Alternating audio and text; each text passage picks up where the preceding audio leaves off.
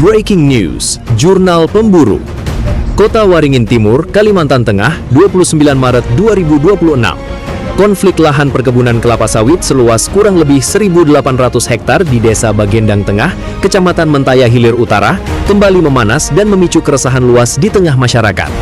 Situasi ini kian kompleks setelah mencuat dugaan keterlibatan sejumlah pihak, termasuk Camat Mentaya Hilir Utara, Zikrillah, yang dinilai tidak mampu menjaga komitmen sebagai pemimpin wilayah.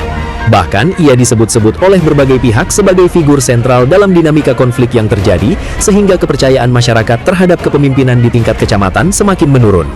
Berdasarkan kronologi yang berkembang, konflik bermula dari dugaan penyerobotan lahan oleh PT Sawit Sumber Berlian, PT SSB, yang disebut melibatkan pihak lain, yakni Aturyadi dari kelompok Tani Buding Jaya, serta Dadang, mantan Ketua Gapoktan.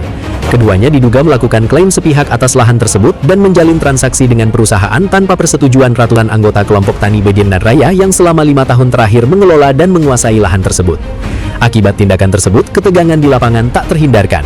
Sejumlah anggota kelompok tani yang menolak justru dilaporkan ke aparat penegak hukum, memicu tudingan kriminalisasi terhadap warga. Kondisi ini diperparah dengan persepsi publik yang menilai aparat tidak lagi bersikap netral, sehingga menimbulkan ketidakpercayaan terhadap penegakan hukum di wilayah tersebut. Sementara itu, akademisi dan praktisi hukum, Dr. Yudi Ananta Pramudia, SHMH, menilai persoalan ini semakin rumit akibat inkonsistensi kebijakan di tingkat kecamatan. Ia menyoroti keputusan camat yang menerbitkan surat keputusan SK pengurus baru Gapoktan HUT Bagendang Raya pada 11 Maret 2026, namun mencabutnya sehari kemudian dengan dasar yang dinilai lemah secara hukum. Menurutnya, pembatalan tersebut berpotensi melanggar ketentuan perundang-undangan yang lebih tinggi, serta mencederai rasa keadilan masyarakat. Ia juga menyayangkan langkah camat yang melaporkan warganya sendiri, yang justru dinilai sebagai reaksi atas kebijakan yang memicu konflik. Di sisi lain, situasi di lapangan semakin memprihatinkan. Kesepakatan hasil mediasi pada 25 Februari 2026 yang melibatkan pemerintah daerah, aparat kepolisian dan para pihak terkait, secara tegas menyatakan bahwa tidak boleh ada aktivitas di lahan sebelum penyelesaian dilakukan. Bahkan, sekitar 80 personil BRIMOB telah ditempatkan untuk menjaga status quo lahan tersebut. Namun, fakta di lapangan menunjukkan hal berbeda. Aktivitas panen tetap berlangsung oleh PT SSB bersama kelompok tertentu meski telah menandatangani kesepakatan tersebut. Kondisi ini memicu pertanyaan besar dari masyarakat terkait konsistensi penegakan aturan dan peran aparat di lapangan. Seorang perwakilan anggota kelompok tani yang enggan disebutkan identitas lengkapnya mengaku kecewa dan bingung atas perlakuan yang dinilai tidak adil.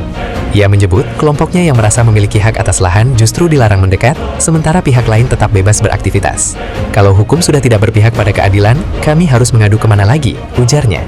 Hingga saat ini, konflik masih berlangsung tanpa kejelasan penyelesaian.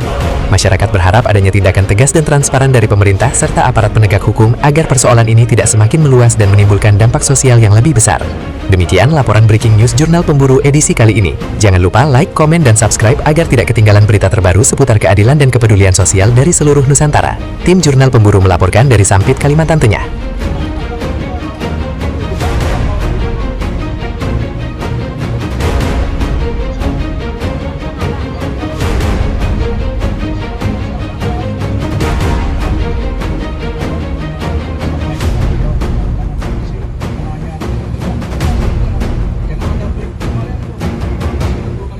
Kan